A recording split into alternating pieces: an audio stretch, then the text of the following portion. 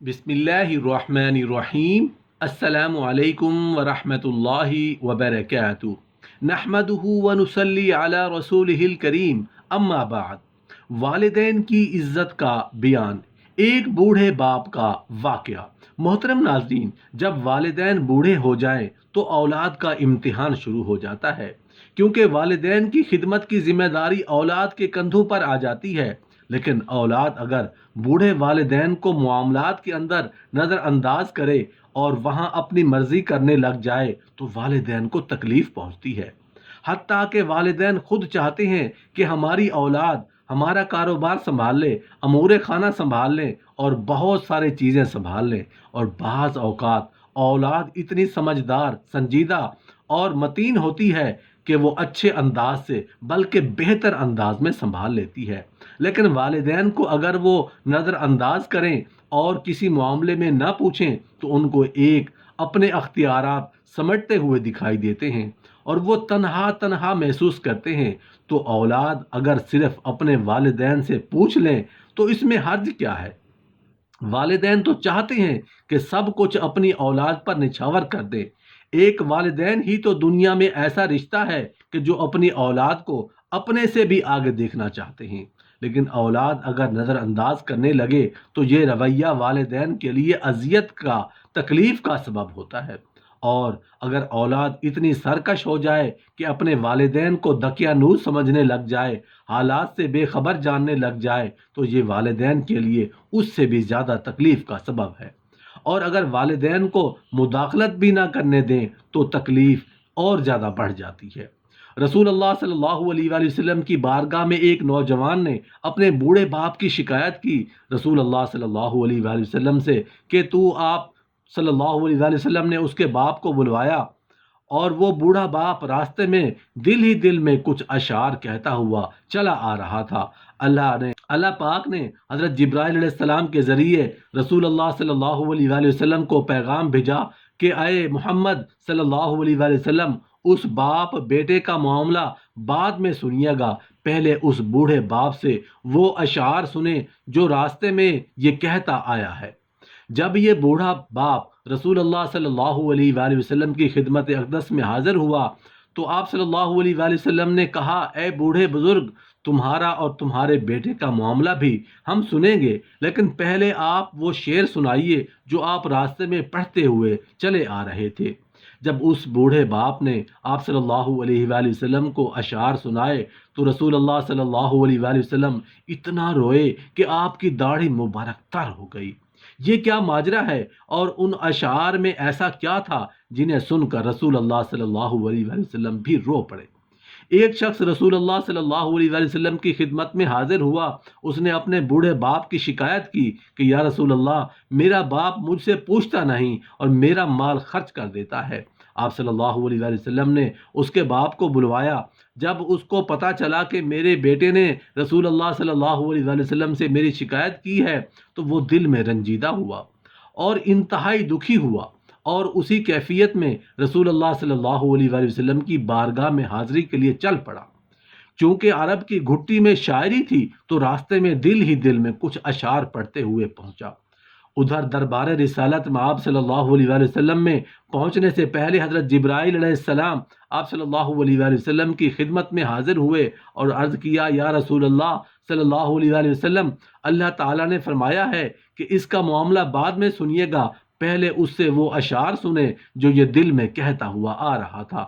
جب وہ حاضر ہوا تو آپ صلی اللہ علیہ وآلہ وسلم نے فرمایا، تمہارا معاملہ ہم بعد میں سنایا جائے گا، پہلے وہ اشعار سناؤ جو تم دل میں کہتے ہوئے آ رہے تھے۔ وہ آخر صحابی رسول تھا، یہ سن کر رونے لگا، جو اشعار ابھی میری زبان سے ادا بھی نہیں ہوئے اور میری اپنے کانوں نے بھی نہیں سنے، آپ صلی اللہ علیہ وآلہ وسلم کے رب نے وہ بھی سن لیے اور آپ صلی اللہ علیہ وآلہ وسلم کو بھی بتا دیا۔ آپ نے ارشاد فرمایا، وہ کیا اشعار تھے، ہمیں بھی سناؤ۔ اس صحابی نے اشعار پڑھنا شروع کیے جنہیں سن کر پتہ چلتا ہے کہ وہ کس قدر جذباتی کیفیت اور دکھی دل کے ساتھ میں ادا کیے ہیں۔ ان اشعار کا اردو ترجمہ یہ ہے کہ اے میرے بیٹے، جس دن تو پیدا ہوا ہماری محنت کے دن اسی وقت سے شروع ہو گئے تھے، تم روتے تھے تو ہم سو نہیں سکتے تھے، تم کھاتے نہیں تھے تو ہم بھی کھا نہیں سکتے تھے، تم بیمار ہو جاتے تو تجھے اٹھا کر ہم مارے مارے پھرتے تھے، کبھی کسی طبیب کے پاس تو کبھی کسی طبیب کے پاس، کہ تجھے کچھ نہ ہو جائے، کہیں تو مر نہ جائے، حالانکہ موت الگ چیز ہے اور بیماری اور چیز ہے۔ پھر تمہیں گرمی سے بچانے کے لیے میں دن رات کام کرتا رہا، بیٹے کو ٹھنڈی چھاؤں مل جائے، تجھے سردی سے بچانے کے لیے میں نے بھاری بھرکم پتھر اٹھائے کہ میرے بیٹے کو ٹھنڈ نہ لگے۔ جو کچھ کمایا تیرے لیے کمایا، جو کچھ بچایا تیرے لیے بچایا، تیری جوانی کے خواب دیکھنے کے لیے میں نے نہ سردی کی پرواہ کی نہ گرمی کی، دن رات اتنی محنت کی کہ اب میری ہڈیاں کمزور ہو گئی ہیں اور تم کڑیل جوان بن گئے ہو۔ پھر مجھ پر خزاں نے ڈیرے ڈال دیے ہیں، لیکن تیرے اوپر بہار آ گئی، میں جھک گیا اور تم سیدھے ہو گئے۔ اب میری خواہش اور امید پوری ہوئی کہ تم ہرے بھرے ہو گئے ہو، سوچا کہ اب زندگی کی آخری سانسیں تیری چھاؤں میں بیٹھ کے گزاروں گا، مگر یہ کیا ہو گیا؟ جوانی آتے ہی تیرے تیور بدل گئے، تیری آنکھیں ماتھے پہ چڑھ گئیں، تم اس لہجے میں بات کرتے ہو کہ میرا سینہ پھٹ جاتا ہے۔ اس انداز سے تو کوئی اپنے نوکر سے بھی بات نہیں کرتا۔ میں نے اپنی ساری امیدیں چھوڑ دیں اور سمجھ گیا کہ میں تیرا باپ نہیں، نوکر ہوں، نوکر کو بھی کوئی ایک وقت کی روٹی دے دیتا ہے، تم مجھے نوکر سمجھ کے ہی مجھے روٹی دے دیا کرو۔ یہ اشعار سناتے سناتے بوڑھے باپ کی نظر جب رسول اللہ کے چہرہ انور پر پڑی تو دیکھا کہ آپ صلی اللہ علیہ وآلہ وسلم اتنا روئے کہ آپ کی داڑھی مبارک تر ہو گئی۔ آپ صلی اللہ علیہ وآلہ وسلم جلال میں اٹھے اور اس کے بیٹے کو سختی کے ساتھ فرمایا، تم اور تمہارا سب کچھ تیرے باپ کا ہے۔ تم ایک بیٹے بن کے ماں کی آغوش، ماں کی خدمت میں اور باپ کے حضور بیٹھو تو یہ ان کے لیے تسکین کا سبب ہے، اور اب جب وہ دوبارہ اڑان بھرو گے تو اللہ تعالیٰ تمہیں اور زیادہ عزتوں سے نوازے گا۔ تو فرمایا اپنے بازو کے سکیڑ لو، اور اللہ اکبر، کتنی خوبصورت بات ارشاد فرمائی کہ ان کے سامنے ادب کا لحاظ رکھو، تلقین ادب کہے کہ اف تک نہ کہو۔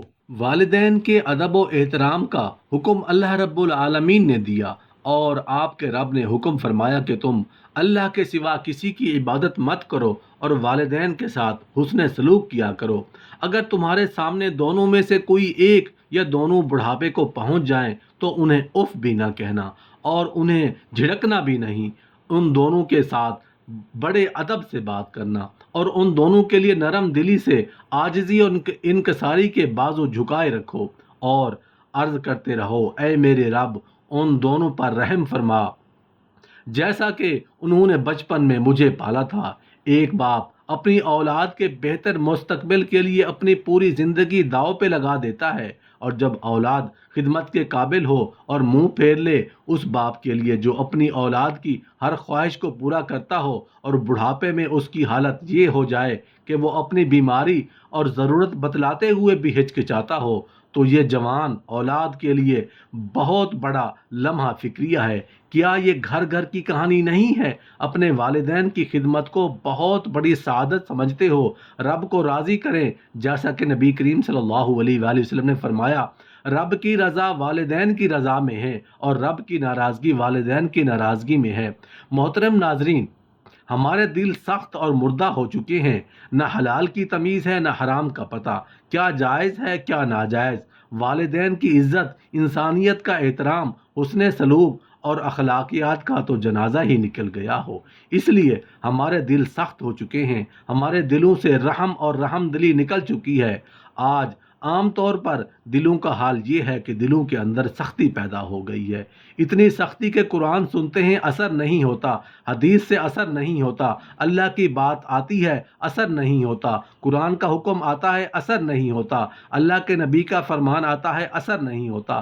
اثر تو کیا، ہم اس قدر وہ ان کے نزدیک بے اثر ہوتے ہیں، اس کو سن کے اپنے دل اور دماغ سے نکالنے کی فکر کرتے ہیں، اسے پھینکنے کی فکر کرتے ہیں، سننا تک گوارا نہیں کرتے۔